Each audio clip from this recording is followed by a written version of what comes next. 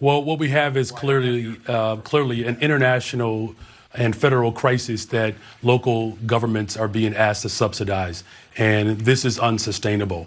None of our local economies are positioned to be able to carry on such a mission. You know, the city is being destroyed by the migrant crisis. So I got a serious question. When the folks living during World War II refer to themselves as the greatest generation, how the hell did they know? I mean, how did they know that it was all going to go downhill and really go downhill so fast, picking up speed the entire time? Do you think they really knew, or do you think they just kind of knew? Because I think they just kind of knew. I don't think there's any way that they envisioned some purple-haired millennial waiting until their kid was old enough to decide what their pronouns were. And they could not have possibly seen most of this stuff coming, but that is what came. And that is what we are currently enjoying. I mean, we have the generation of Taylor Swift and AOC, and honestly, nothing against either one of them, but really, I don't personally see the draw.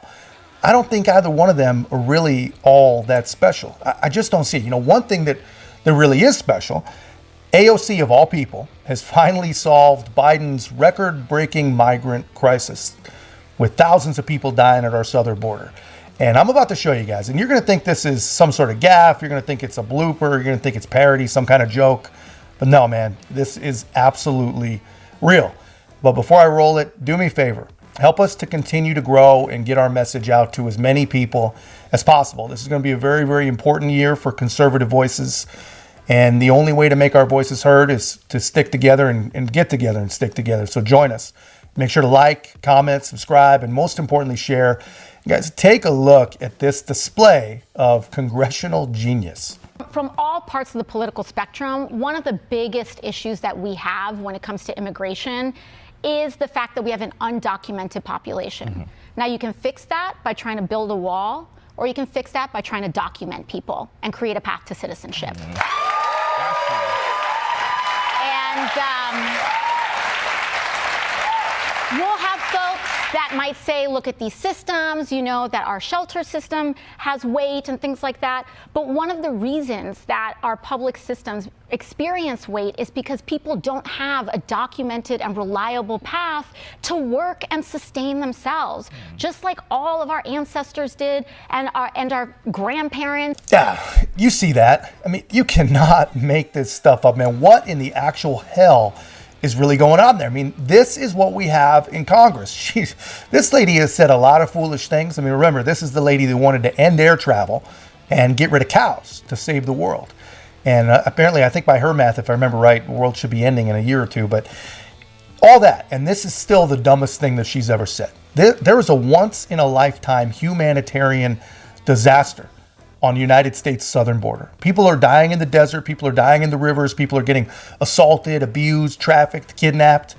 And the ones that are lucky enough to make it through that, what do? They get to enter into some sort of second-class citizen slave labor pipeline that only exists here and in the deep recesses of the darkest possible parts of the third world. And her ideas to fix it are, yeah, you could build a wall, or you could just document them. Duh. If everyone had a document, no one would be undocumented. I mean, that is essentially what she said.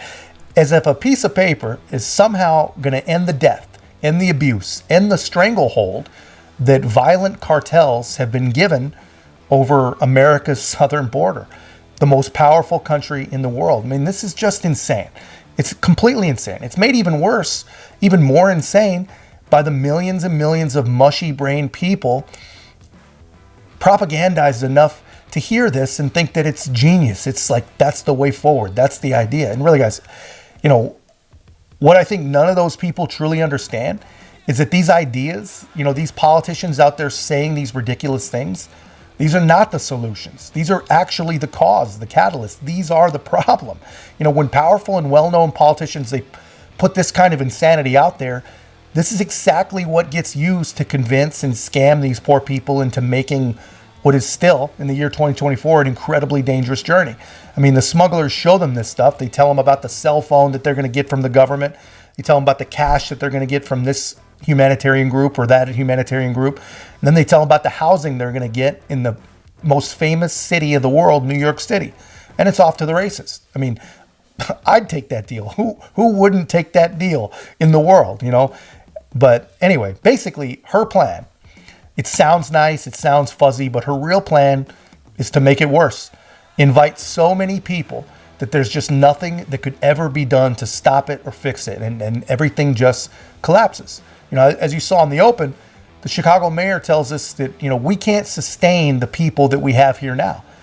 And so I think we have to ask ourselves, if Democrats, or more importantly, the people who keeping Democrats in power, if they believe both of these things, that we can't sustain the people that are here now, and that we also should just keep inviting people as long as we just keep printing documents for them, I think we have to wonder, I think it's fair to wonder, what is the real goal here? And what is this really all about? Guys, it's a heated issue. It's a crazy issue. I'm curious to hear your thoughts on that. So let me know in the comments. You know, if you haven't already, guys, please make sure to like, comment, subscribe. Most importantly, share the channel. I'll see you in the next one.